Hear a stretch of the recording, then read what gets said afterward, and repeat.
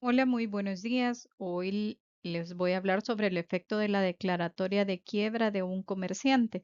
Mi nombre es Claudia Castro, y será un gusto platicar sobre este tema. ¿Qué es la quiebra? Este es un proceso legal que se aplica cuando una empresa o individuo no puede cumplir con las obligaciones financieras y sus deudas superan sus activos. En este contexto se busca una solución ordenada para liquidar o reestructurar las deudas y los activos de las entidades en dificultad. La quiebra es la esencia, un procedimiento de ejecución universal sobre el patrimonio de un deudor en un estado de insolvencia. En el capítulo 1 del Código de Comercio se habla sobre la procedencia de la quiebra a la declaratoria judicial de la quiebra. Estos artículos van desde el 498 al 502. Y este será hecha por el juez de comercio competente contra el comerciante que ha cesado en el pago de sus obligaciones y es constitutiva en un estado del mismo. Se presume esta situación en los siguientes casos. Por incumplimiento de sus obligaciones líquidas y vencidas, insuficiencia de bienes en los cuales se pueda trabar un embargo, ocultación o ausencia del comerciante por 15 días o más sin dejar al frente de su empresa a alguien que legalmente pueda cumplir sus obligaciones. El cierre voluntario de los locales de empresa por 15 días o más cuando tengan obligaciones que cumplir. Cesión de sus bienes en prejuicio de alguno de los acreedores. También está acudir a expedientes ruidosos, fraudulentos o ficticios para atender o dejar de cumplir obligaciones, pedir su propia declaración en quiebra, solicitar la suspensión de pago cuando ésta no proceda o cuando concedida no se concluya con un convenio con los acreedores. Cumplimiento de las obligaciones contraídas en un contrato hecho con motivo de las suspensiones de pago. En cualquier otro de la naturaleza análoga a la de los anteriores. La presunción que establece este artículo se invalida con la prueba de que el comerciante pueda hacer frente a sus obligaciones líquidas y vencidas con un activo disponible. El artículo 499 nos dice que dentro de los años siguientes a la muerte o el retiro del comerciante puede declararse su quiebra cuando se apruebe que había cesado en el pago de sus obligaciones en fecha anterior a la muerte o al retiro. El artículo 500 nos habla de que la quiebra de una sociedad provoca la de los socios con responsabilidad ilimitada. La quiebra de uno o más socios no puede por sí sola, em, la de la sociedad de cualquier clase que sea. Las sociedades en liquidación y las irregularidades pueden ser declaradas en quiebra. Las sociedades indicadas según el artículo 20 de este código, están sujetas a concurso y no a quiebra. En el artículo 501 se menciona que la acción para promover el juicio universal de quiebra pertenece al Ministerio Público, al propio quebrado y a cualquiera de sus acreedores. Cuando estos sean tenedores de bono o de certificados de participación, la acción podrá ser ejercida por el representante común de los tenores o por cualquiera de ellos. La quiebra de una sociedad también puede ser promovida por cualquiera de los socios cuando la Junta General o los administradores, en su caso, se nieguen a solicitar la quiebra voluntaria de la entidad. Em, como parte de este artículo del 501 dice que la quiebra de las sociedades le son aplicables el no pertinente al artículo 351 y 532.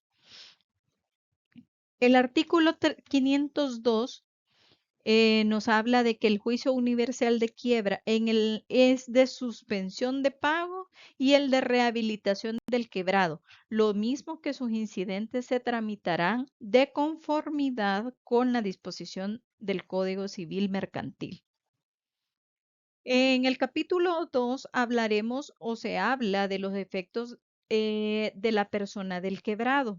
Los efectos primordiales de la quiebra son inhabilitados del deudor común y la constitución de dos masas contrapuestas. La masa de los acreedores y la masa de los bienes destinados a satisfacer sus créditos hasta donde alcancen. El artículo 503 nos habla de que el quebrado queda privado de la administración y disposiciones de un derecho patrimonial e inhabilitado por el desempeño de sus cargos mercantiles. A el 504 nos habla de que la quiebra puede ser fortuita, culpable o fraudulenta, que se considera fortuita mientras no haya sido calificada culpable o fraudulenta por el juez de comercio competente, ¿verdad? Ejecutoriada la sentencia en que se califica la quiebra como culpable o fraudulenta, el juez de comercio está obligado a dar cuenta inmediata de su resolución al fiscal general de la República. Para que bajo su responsabilidad personal promueva las acciones penales que sean procedentes. La información que el juez de comercio debe proporcionar al fiscal contendrá, en su caso, los nombres de los directores, los administrativos, los liquidadores, los representantes legales, factores o apoderados de la empresa quebrada, a fin de que ventilen la responsabilidad que pudiera caberles.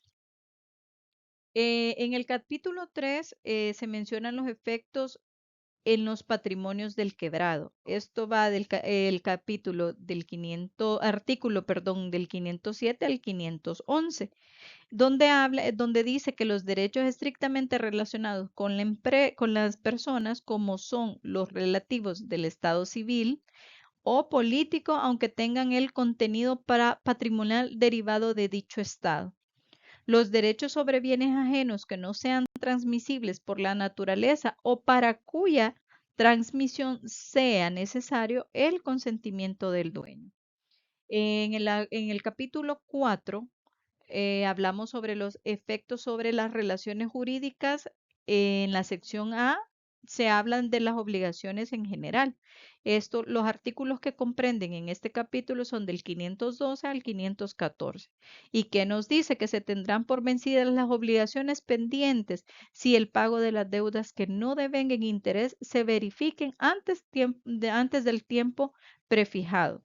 Se le hará el descuento de los intereses al tipo legal por el tiempo que quede desde dicho momento a aquel en que hubiera debido vencer el crédito.